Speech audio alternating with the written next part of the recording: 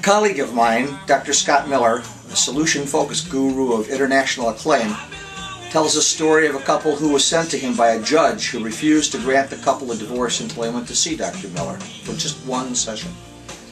After that session, as Miller tells the story, he couldn't find a single thing to give them hope or any way of making their lives better. So, as Scott or any good counselor would do, he asked them to come back for one more session, free of charge, just to see if he could think of anything or if something might change in the 2 weeks in between. Well, the 2 weeks passed and they came back to their session holding hands. He was amazed.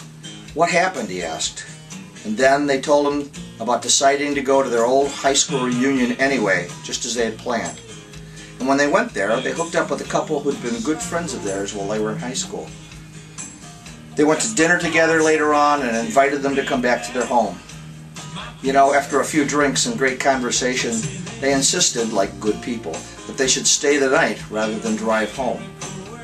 Now, they were presented with the fact then that they had been, up until that point, been sleeping in separate rooms, and they didn't want the other people to know, so they were forced to sleep once again in the same bed. Wow. Well, extra therapeutic changes, something as counselors cannot control, just happened to take over that night. Scott had now something to work with, and sure enough, the judge kept sending him great clients to work with. Sometimes we place too much emphasis on what it is we do and forget that there is another 23 hours in the day, another 167 hours in the week that we're not in charge of or have control over.